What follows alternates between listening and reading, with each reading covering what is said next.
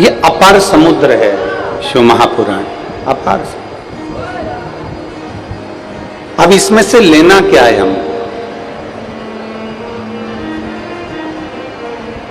कोई कोई ऐसा होता है जो नर्मदा जी के तट पर घूम रहा होता है, कोई कोई ऐसा होता है जो नर्मदा जी के जल में गोता लगा रहा होता है, और कोई कोई ऐसा होता है जो नर्मदा जी के मध्य में पहुंचकर वहां से कंकर रूपी शंकर को लेकर बाहर निकलता है और शिवपिंडी की पूजन पूरा भारत करता है। अब आप में और हमें ये विचार करना है कि हमें ओमकारेश्वर से लेकर क्या जाना। पहले तो 12 ज्योतिर्लिंग का स्मरण कर लो। कहीं काशी विश्वनाथ है, कहीं सोमनाथ है, कहीं मल्लिकार्जुन है, कहीं भीमाशंकर है, कहीं केदारनाथ है, कहीं महाकाल है, कहीं बैजनाथ है,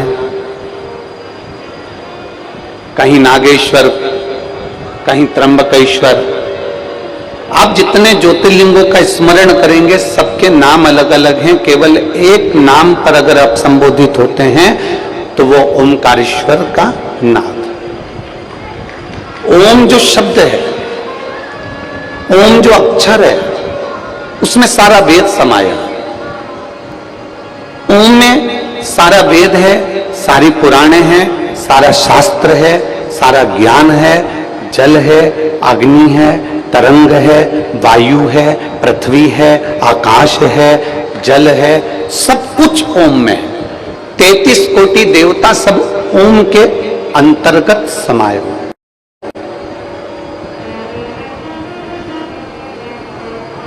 अब जहां कथा सुन रहे हो वो कौन से नाथ है? ओमकारनाथ। जम के बोलो कौन से नाथ? ओमकारनाथ। क्या नाम है यहां का? ओमकारेश्वर। शिव महापुराण की कथा कहती है किसी समाज का यदि सम्मान करना है,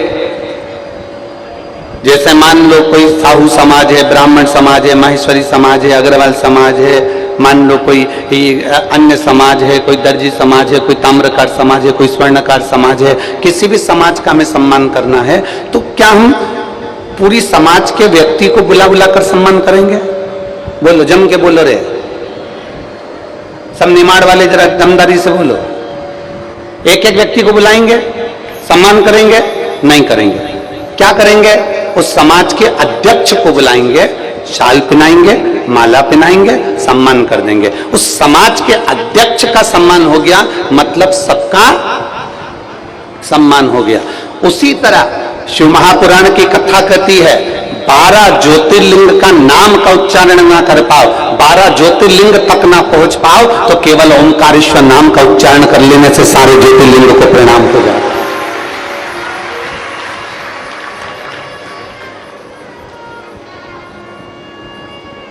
ओम के अंदर पृथ्वी भी है, अग्नि भी है, आकाश भी है, तलातल, रसातल, वायु, सब कुछ है। ओम के अंतर्गत सारे वेद, सारे पुराण, सारे शास्त्र ओम के अंतर्गत समाहित हैं। सब कुछ, सारे मंत्र, तंत्र, सारी विद्या ओम के अंतर्गत समाई हुई है। तो 12 ज्योतिर्लिंग में अगर आप नहीं जा सकते, 12 ज्योतिर्लिंग का यदि आप स्मरण नहीं कर सकते, तो माई नर्मदा के तट पर जो ओमकारेश्वर बसा है उसका सुबह सुबह एक बार नाम ले लेने से 12 ज्योतिर्लिंग को प्रणाम हो जाता। अध्यक्ष ब्राह्मण समाज का अध्यक्ष ये है तो महेश्वरी समाज का अध्यक्ष ये है तो अग्रवाल समाज का अध्यक्ष ये है तो अन्य समाज का अध्यक्ष ये है तो पटेल समाज का अध्यक्ष ये है तो बनी समाज का अध्यक्ष ये है, कुर्मी समाज का अध्यक्ष ये है। सारे समाज के अध्यक्ष को ढूंढोगे, उनको तुम साल श्रीफल उड़ाओगे तो पूरी समाज का सम्मान हो जाता है। उसी तरह 12 ज्योतिर्लिंग में से एक ज्योतिर्लिंग ओमकारेश्वर का मात्र स्मरण करो तो 12 ज्योतिर्लिंग का पुण्य फल हमारे खाते में आ जाता। अब जरा किस्मत देखिए तुम्हारी कितनी प्रबल किस्मत है। जिस ओमकारेश्वर का मात्र नाम लेने से 12 ज्योतिर्लिंग के अध्यक्ष के भाव से उनको प्रणाम होने पर पूरे 12 ज्योतिर्लिंग को नमन हो जाता है। तो तुम कितने किस्मत वाले हो रहे, जरा विचार तो करो कि 12 ज्योतिर्लिंग में से एक ज्योतिर्लिंग ओंकारेश्वर में बैठकर कथा सुन रहा है, बैठकर कथा सुन रहा है। ये भाग्य आपका। और शंभु शरणे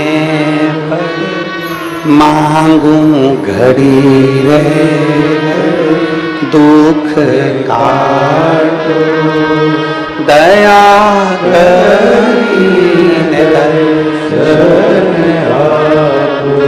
शिव कथा कहती है, जब त्रिपुंडधारी, त्रिनेत्रधारी, त्रिशूलधारी जब हमारे हृदय में प्रवेश करता है ना, जब त्रिपुंडधारी हमारे हृदय में जब प्रवेश करता है ना, तो सबसे पहले हमारी तृष्णा को समाप्त कर देता है।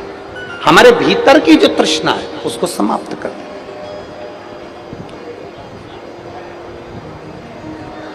कोई तुमसे पूछेंगे,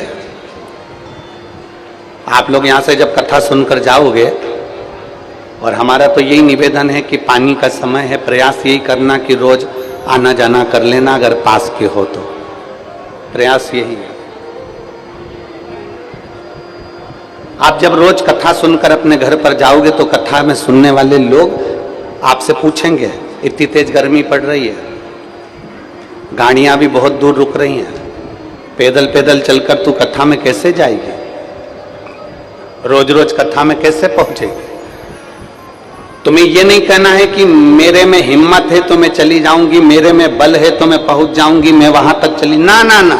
तुम्हें एक ही बात कहना है कि गाड़ी वाला मेरी गाड़ी जहां रोक देगा, उसके बाद मुझे भरोसा है कि मेरा भोलेनाथ नंदी भेज देगा।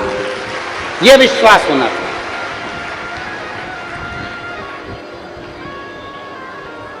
मैंने उसके मंदिर की सेवा करी है, मैंने उसके मंदिर की चाकरी करी है, मैंने उसके मंदिर की विनती करी है, मैंने उसके मंदिर में दीप जलाया, और ये एक लोटा जल का ही तो लाभ है जो निमाड़ वालों को कथा मिल गई।